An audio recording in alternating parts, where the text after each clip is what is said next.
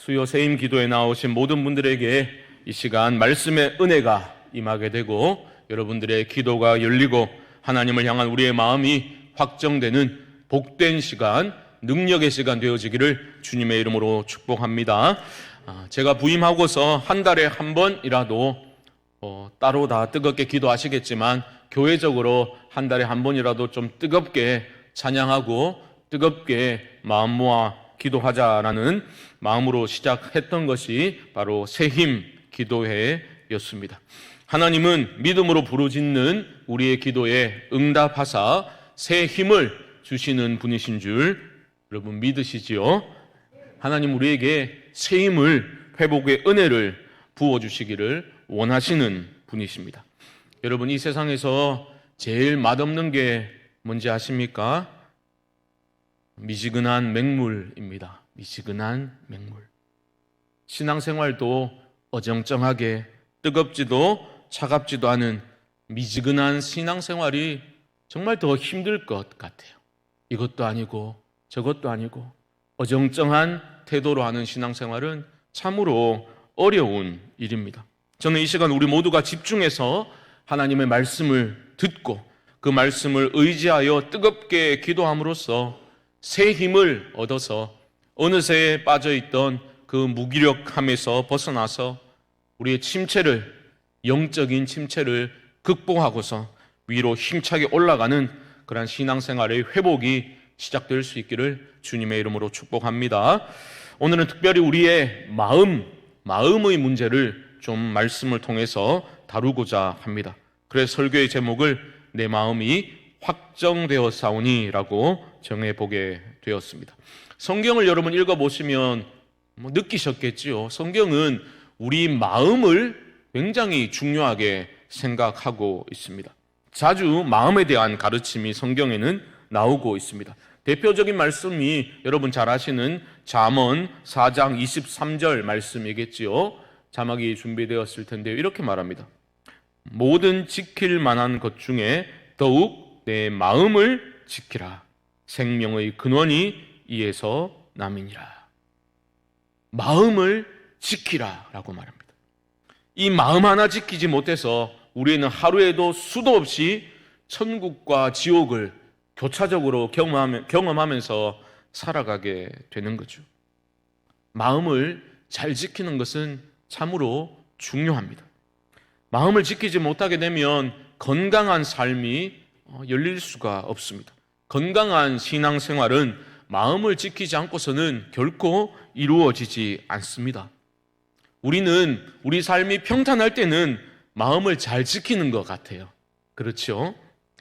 하지만 우리 삶에 작은 문제라도 발생하게 되고 좀 어려운 일들이 좀 일어나게 되면 우리 마음의 평안은 금세 무너지는 것을 경험할 때가 참 많습니다. 그러니까 우리는 무엇을 바라게 됩니까? 삶에 어려운 문제가 발생하지 않기를 바라게 되는 거죠. 또 그렇게 기도를 합니다. 아무 어려운 문제가 없도록, 절대로 일어나지 않도록, 그래서 내 마음 지킬 수 있도록. 문제가 일어나면 마음 못 지키니까 그렇게 기도를 하기도 합니다. 하지만 성경은 우리 삶에 아무런 문제가 일어나지 않는 평탄한 삶 자체가 축복이다라고 말하고 있지 않습니다. 여러분, 성도의 복됨과 참된 영광스러움은 그러한 평탄한 삶, 아무 문제도 일어나지 않는 그런 삶에서 나오는 게 아닙니다. 오히려 절망적인 상황 속에서 우리의 마음을 하나님께로 향하게 하고서 그 마음의 확정됨을 통하여서 성도는 나와 함께 하시는 하나님, 내 상황은 어렵지만, 내 삶에 문제가 있지만, 내가 두려움 가운데 빠질 때도 있지만 여전히 나는 하나님 안에 거하고 있음을, 하나님은 살아계신 하나님이심을 그 어려움을 통해서 오히려 더 깊이 체험함으로써 마음의 평안을 누리는 것이 참으로 성도의 영광스러운 특권이다라고 성경은 우리에게 가르쳐주고 있는 것입니다.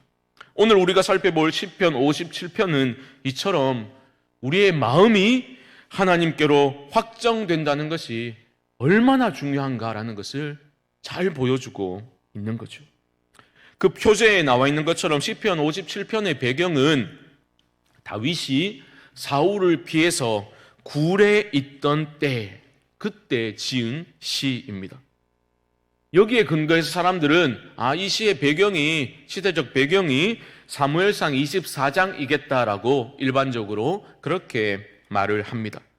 그때는 사울의 추격을 피해서 다윗이 엔게디 광야에 있는 굴에 숨어 지낼 때입니다. 다윗이 도망자로 그렇게 도망다니고 있을 때 지은 시가 바로 오늘 시편 57편의 말씀이라는 거죠. 여러분, 다윗이 무슨 잘못을 했습니까? 다윗은 잘못한 게 없거든요. 다윗은 하나님을 사랑했고 그저 자신의 주인인 사울을 열심히 섬긴 죄밖에 없었습니다.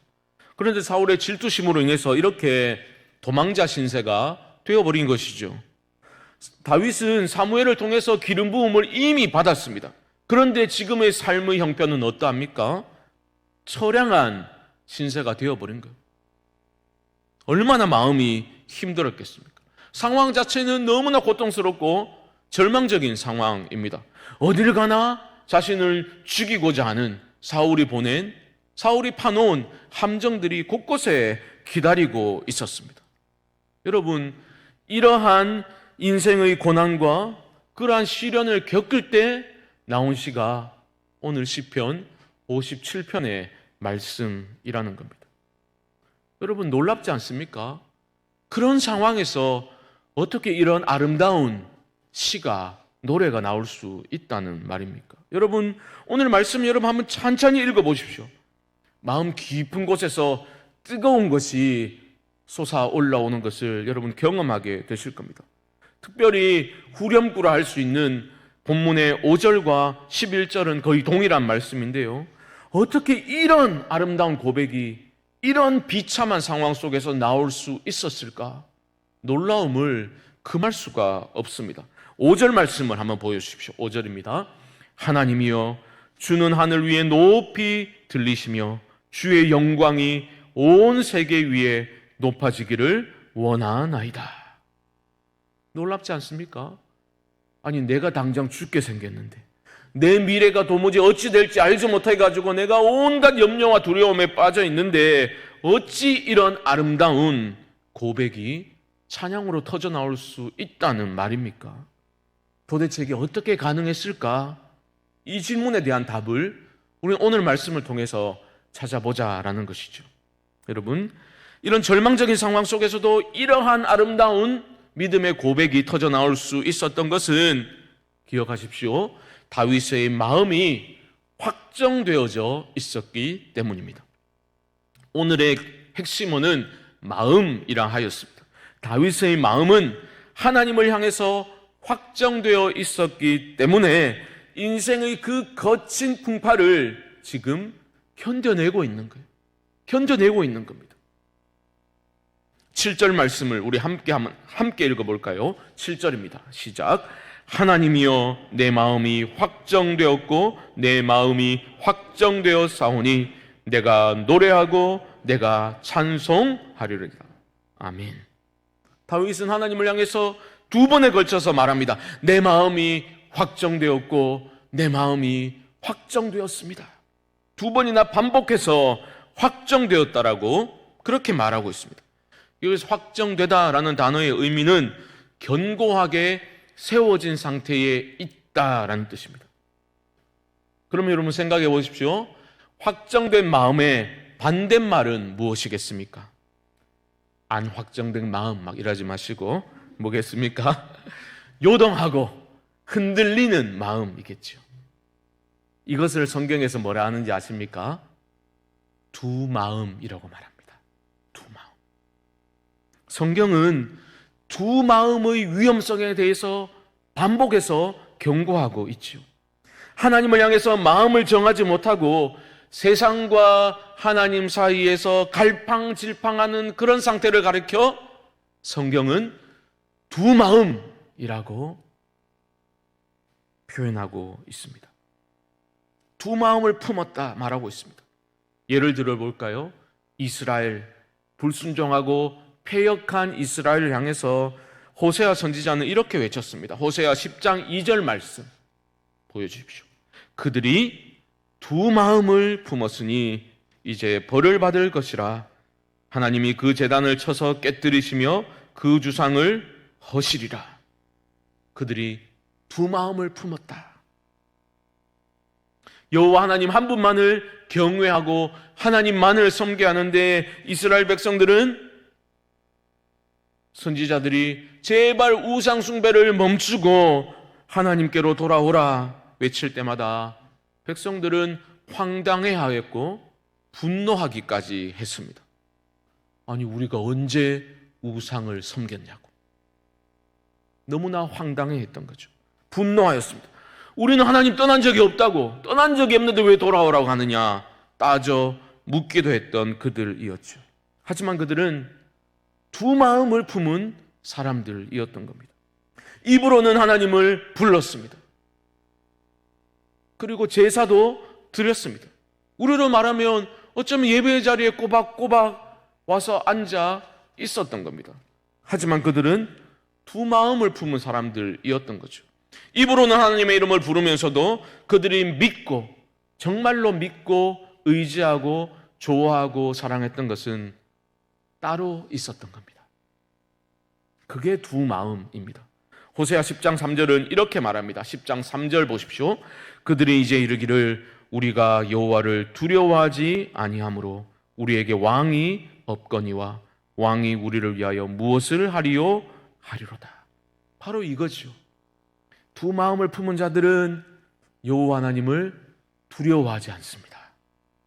여러분, 우리에게는, 나에게는 여호와 하나님을 두려워하는 마음, 하나님을 경외하는 마음이 살아있습니까? 그러실 수 있기를 바랍니다. 왜냐하면 경외감이 사라진 인생은 참으로 불쌍한 인생이요, 어리석은 인생이요, 비참한 인생이기 때문입니다. 여러분들이 설교자를 우습게 여길 수는 있습니다. 하지만 하나님은 두려워하셔야 됩니다. 하나님의 말씀은 두려워하셔야 됩니다. 하나님을 경외하는 마음이 무너지면 삶 자체가 무너진다는 이 단순한 영적인 원리를 여러분 놓치지 마시기 바랍니다. 마음이 확정되었다라는 것은 실제적으로 우리 삶에서 어떤 모습으로 나타나게 되겠습니까? 여러분, 마음이 확정되었다라는 것은 마음이라는 단어가 나왔다고 단순히 무슨 감정적인 차원에서만 여러분 이해하려고 드시면 안 되겠습니다. 실제로 그 삶이, 그 존재의 중심이 하나님께 단단히 고정되어 있다라는 뜻입니다. 내 마음이 하나님께로 확정되었다는 것은 하나님께 고정되어 있다라는 거죠. 두 개의 마음으로 흩어진 것이 아니라 마음이 하나님의 말씀에 단단히 묶여있는 상태를 가리켜 확정되었다라고 오늘 다윗은 우리에게 알려주고 있는 겁니다. 저는 우리나라에 태풍이 온다는 그러한 예보를, 소식을 들려주는 뉴스를 들을 때마다 자동적으로 두 가지 장면이 제게는 떠오릅니다. 첫 번째 장면은 뭐냐? 매우 황당한 장면이다라고 말할 수 있겠는데요. 태풍이 온다고, 위험하다고 그렇게 누누이 경고했음에도 불구하고 바다에서 놀지 말고 레저 활동하지 말라고 그렇게 경고를 했음에도 불구하고 꼭 말을 안 듣고 태풍이 오는데 수영하다가, 그렇죠? 파도에 휩쓸려가지고 구조받는 그러한 장면들. 그 와중에 갯바위에서 낚시하다가 고립되어가지고 여러 사람 힘들게 만드는 그러한 장면들이 저는 꼭 떠올라요. 태풍 올 때 큰 고기 문다 막 이러면서 그렇게 경고를 무시하고 여러 사람을 어렵게 만드는 그런 장면들이 꼭 떠오릅니다. 두 번째 떠오르는 장면은 뭐냐? 태풍이 온다는 소식을 듣고 그 정박된 배들을 항구에 가까이 바짝 붙여가지고 배들을 잃지 않도록, 파손되지 않도록 단단히 묶는 작업을 하는 그러한 뉴스를 꼭 저는 떠올리게 됩니다. 보게 됩니다. 평소보다 더 튼튼한 밧줄로 단단히 고정시키는 거죠. 그것도 모자란다고 느껴지면 어떻게 합니까? 배들끼리 또 묶어가지고 단단하게 고정시키는, 대비하는 모습을 저는 떠올려 보게 됩니다.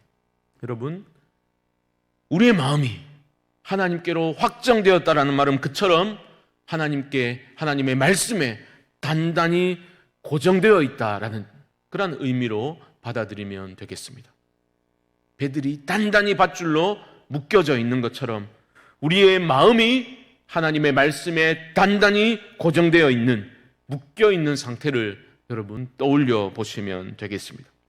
야고보 사도는요, 하나님을 향한 믿음이 없이 의심하는 사람을 어떻게 표현하였습니까?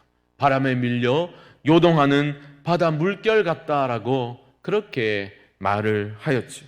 그러면서 이렇게 결론을 짓습니다. 야고보서 1장 8절 말씀, 1장 8절 말씀 보십시오. 두 마음을 품어 모든 일에 정함이 없는 자로다. 두 마음이 또 나오겠죠. 두 마음. 마음이 하나님께로 확정되지 못한 채 두 마음을 품고 살아가는 사람은 모든 일에 정함이 없다라고 말합니다. 불안정하다는 거예요. 불안정하다고.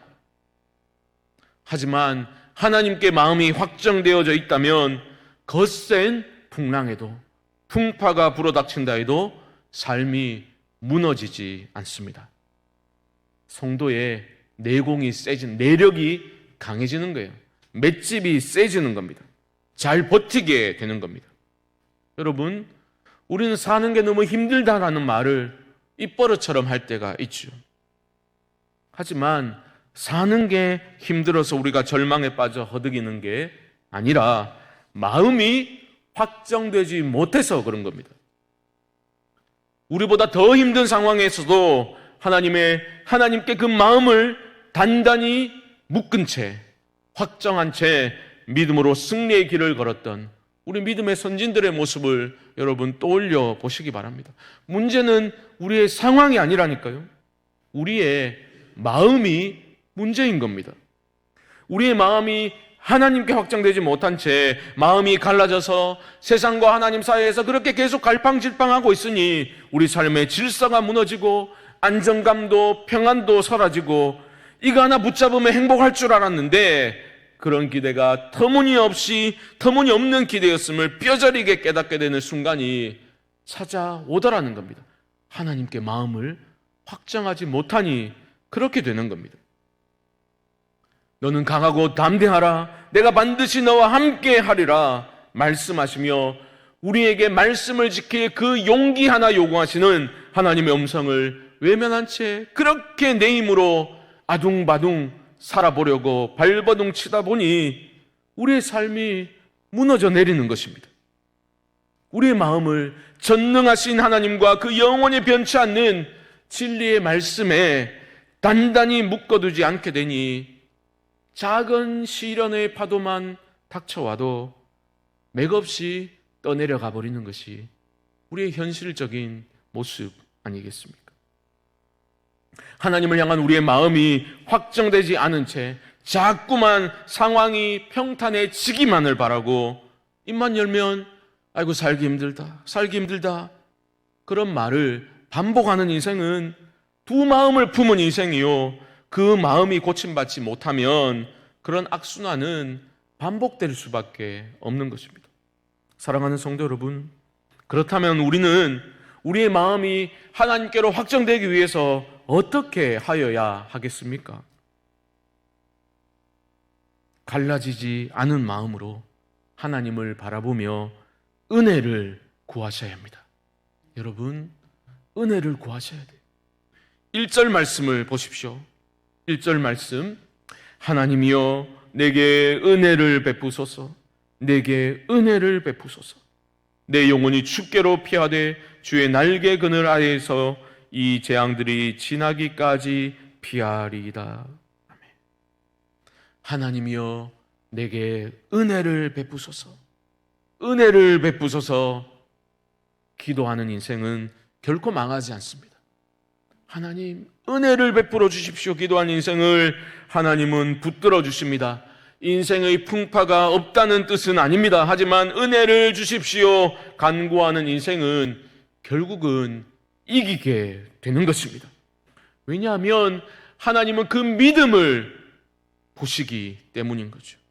하나님께 은혜를 구하는 사람은 하나님을 향한 믿음이 살아있는 사람입니다. 그 하나님이 전능하신 하나님이시고 나를 건져주실 수 있는 구원의 하나님이심을 믿을 때 우리는 내게 은혜를 베풀어 주십시오 진심으로 기도할 수 있는 겁니다. 두 마음이 아니라 흔들림 없는 확정된 마음으로 여러분 하나님께 이 밤에 은혜를 구하실 수 있기를 바랍니다. 보십시오. 다윗은 그런 혹독한 인생의 고난을 당하였을 때 어디로 피했습니까? 은혜를 구하며 주께로 피하고 있습니다. 주의 날개 그늘 아래에서 이 재앙들이 지나기까지 피하리이다. 여러분 살다 보면 정신 못 차릴 정도로 일이 겹쳐서 어려운 일들이 나를 덮쳐올 때가 있습니다. 정신 못 차릴 정도로 힘든 일들이, 아픈 일들이, 억울한 일들이, 마음을 상하게 하는 일들이 겹쳐서 올 때가 있습니다. 여러분 그때는 버티셔야 돼요.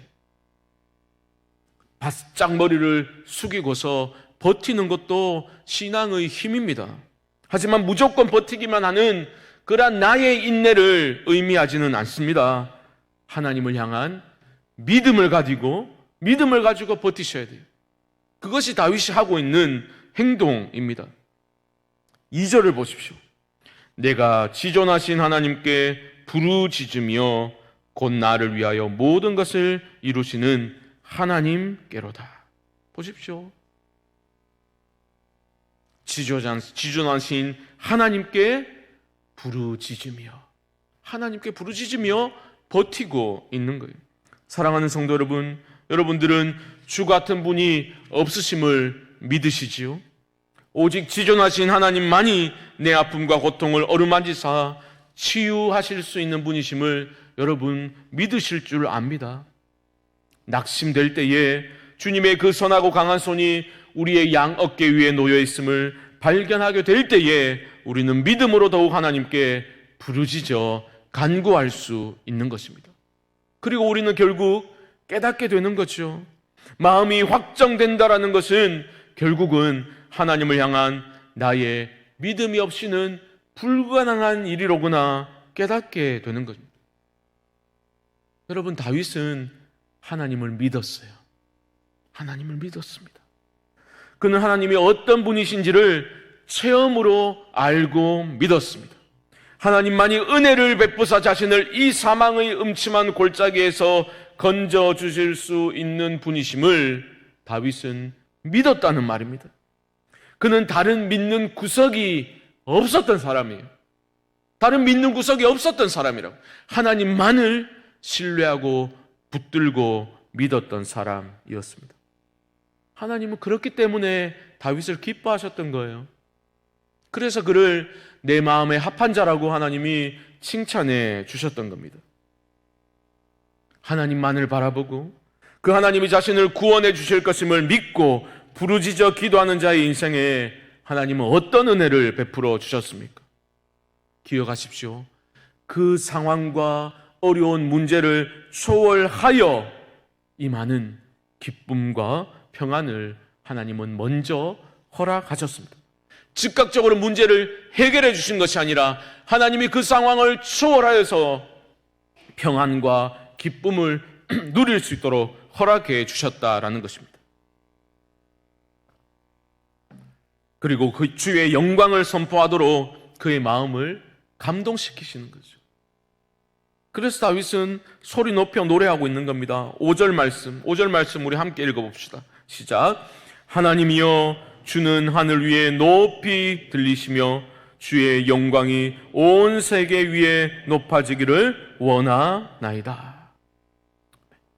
고난당할 때 인생의 일이 꼬이고 내 삶이 지치게 될 때에 여전히 나의 삶을 다스리고 계신 그 하나님을 신뢰하는 믿음으로 하나님께로 피하고 그에게 은혜를 구하며 기도하면 하나님께서는 그로 하여금 참된 영광에 눈을 뜨게 하시는 거예요. 내 어려운 현실에 고정된 그 시선을 들어서 하나님의 영광을 보게 하시는 거예요. 기도는 그렇게 시작되었어요. 내 어려운 문제 때문에 기도가 시작되었더라도 하나님은 믿음의 눈을 활짝 열어주시는 거죠. 그리고 그렇게 기도가 시작되었더라도 하나님이 어떤 분이신지를 보게 하는 거죠. 깨닫게 하시는 거죠. 그리고 이 어려운 문제와 이 고난의 시간을 통해서 나를 빚어가시는 선하신 하나님을 신뢰하는 믿음이 더욱 강해지도록 하나님이 만들어 가시는 겁니다. 그러한 거룩과 영광의 자리로 우리를 이끌어 가시는 하나님을 더욱더 붙들게 만들어 가시는 겁니다. 그렇게 되면 우리는 그 상황을 초월하여 여전히 주관하고 계신 하나님을 향해서 우리의 손을 높이 들어 그분의 영광을 소리 높여 찬양하게 되는 것입니다. 이것이 바로 마음을 하나님께로 확정하고 주를 신뢰하며 기도하는 자들이 경험하게 되는 영적인 고향입니다. 높아지는 거예요. 이게 성도가 누릴 수 있는 최고의 영광스러운 은혜인 줄 믿습니다. 문제가 해결되는 건 너무나 감사하죠. 하지만 문제가 여전할 때도 이렇게 주의 이름을 높여 찬양할 수 있는 것은 놀라운 은혜요 복이다라는 것입니다. 여러분, 잠시 후에 우리가 이 5절 말씀을 가지고 찬양을 만든, 가사를 지어서 만든 그 찬양을 우리 함께 부르게 될 터인데, 그때 여러분들의 마음을 다 담아서 하나님을 높여 경배하실 수 있기를 주님의 이름으로 축복합니다. 이런 하나님의 임재를 충만히 경험할 때 우리는 하나님의 영광을 보게 되는 것입니다. 여러분, 우리의 마음이 문제예요. 절망적인 현실이 우리의 마음을 장악해버리면 그 인생은 무너지고 맙니다. 하지만 우리의 마음을 하나님께로 확정하게 되면 그러한 절망적인 현실 가운데서도 여전히 일하고 계신 하나님을 경험하게 될 줄 믿습니다.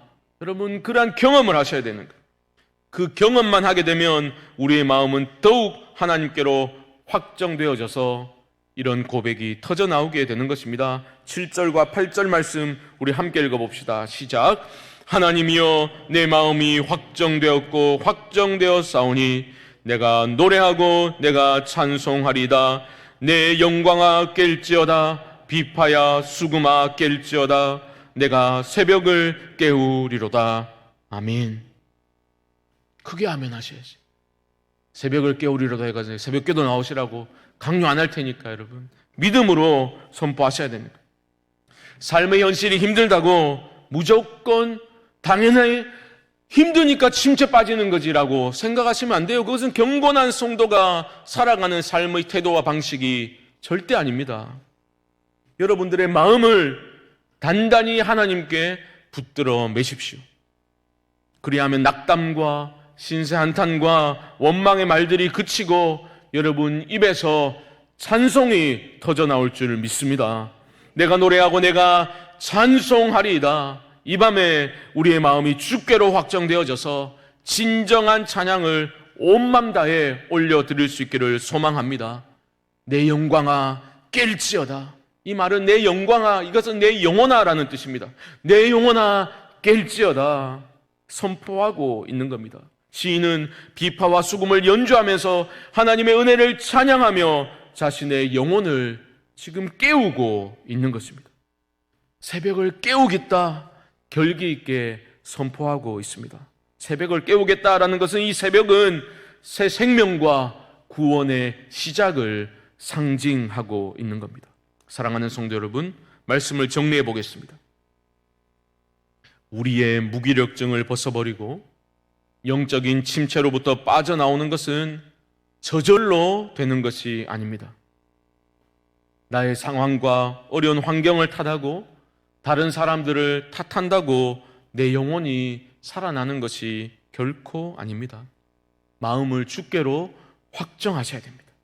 우리의 마음을 하나님의 말씀에 단단히 묶고 고정해야 합니다. 여러분, 마음이 확정된다는 것은 양면성이 있는 거예요. 확정은 내가 하는 게 아닙니다. 하나님이 해주셔야 될 일이에요. 하지만 나는 넋 놓고 손 놓고 가만히 있으면서 어찌 되겠지라고 기다린다고 내 마음이 확정되어지는 것은 결코 아니다라는 겁니다. 아이고 내 마음 나도 어찌할 수 없어, 이런 생각하시면 안 되는 거예요.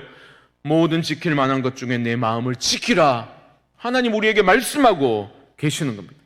하나님을 향해서 우리의 마음을 확정하고 그 뜻을 따라 살고자 하는 자들에게 하나님께서 마음이 확정되도록 은혜를 부어 주시는 겁니다. 그 마음을 여러분 오늘 이 밤에 가지실 수 있기를 바랍니다. 우리는 그렇게 살고 싶다고 진심으로 고백하고 주먹을 불끈 쥐고 다짐하고 결단하지만 다시 넘어질 수밖에 없는 연약한 존재임을 우리 모두는 알고 있습니다. 하지만 포기하시면 안 되는 거예요. 다시 한번 주께로 우리의 시선을 옮기고 주께로 우리의 마음을 확정하여서 이렇게 이 밤에 기도해야 하는 것입니다. 시편 51편 10절 말씀 보십시오. 하나님이여 내 속에 정한 마음을 창조하시고 내 안에 정직한 영을 새롭게 하소서. 다윗의 이 고백이 우리 모두의 고백이요 우리의 기도가 될 수 있기를 주님의 이름으로 축복합니다. 누가 이 마음을 스스로 새롭게 할 수 있겠습니까? 하나님이 해주셔야 됩니다. 하나님이 새롭게 해주셔야 합니다. 하지만 나는 손 놓고 가만히 있는 것이 아니라 이 밤에 하나님께 부르짖어 갈급한 심령으로, 가난한 심령으로 하나님 내게 은혜를 베풀어 주십시오, 은혜를 베푸소서 기도하셔야 됩니다. 우리의 마음을 확정할 때에 하나님이 마음을 확정되게 도와주실 것입니다. 이러한 놀라운 은혜가 이 밤에 여러분 각자의 심령에 또한 우리 공동체 위에 임할 수 있게 되어서 새날을 열어가는 그러한 복된 은혜의 역사가 우리에게 임할 수 있게 되기를 주님의 이름으로 간절히 축원드립니다.